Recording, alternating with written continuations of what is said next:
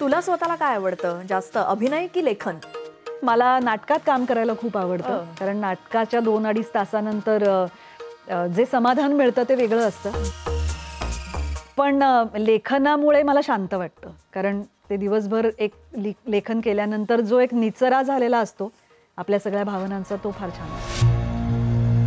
अभिनेत्री म्हणून सुद्धा आणि लेखिका म्हणून सुद्धा डेली सोपचे काय चॅलेंजेस आहेत? तर पहिली गोष्ट म्हणजे मालिका ऑन एअर असतानाचा सर्व काळ, मग तो 1 वर्षाचा काळ असेल, 2 वर्ष, 5 वर्ष, तुम्हाला सुट्टी नाही हे लक्षात घ्या. मानसिकदृष्ट्या आपल्याला सुट्टी अशी मिळत नाही. माझ्या मनात असं आहे की इथून पुढे या मालिकेचा प्रवास असा असावा, असं मी विचार करेपर्यंत मला कुठून तरी 2 वेगळ्या काहीतरी बातम्या कानावर येतात की कुठल्या तरी एका कलाकारांनी कुठली तरी एक फिल्म घेतली आहे, किंवा चॅनलचा जो आत्ताचा TRP आला या गुरुवारचा, त्याच्यात असं दिसतंय की हा ट्रॅक आपल्याला वाढवायचा आहे. It's a commissioned job.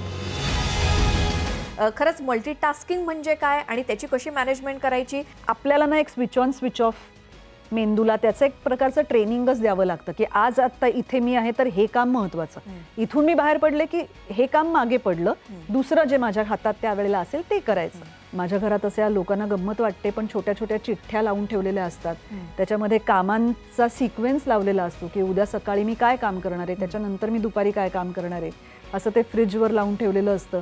पण त्यांनी मला क्लॅरिटी मिळते की तू इकडे तिकडे फिरतीयेस की तुझ्या दैनंदिन आयुष्यामध्ये तुला असं क्लिक होतं की नाही ही स्टोरी खूप छान पडद्यावरती येऊ शकते. म्हणजे तुमची मुलगी काय करते सारखी एक मालिका होती जी आता ड्रग ॲडिक्शन किंवा व्यसनं ही अगदी शाळेतल्या मुलांपर्यंत आलेली आहेत, पण ही वस्तुस्थिती आहे, समाजात आजूबाजूला या गोष्टी घडतायत, त्याच्यावर झालेली ती मालिका होती जिचे संवाद मी लिहित होते. मालिकेचं लेखन केलंय, त्यातली पात्र जास्त लक्षात राहतात, मात्र लेखक कधी लोकांच्या लक्षात येत नाही किंवा राहत नाही, तर मग काय वाटतं त्याबद्दल?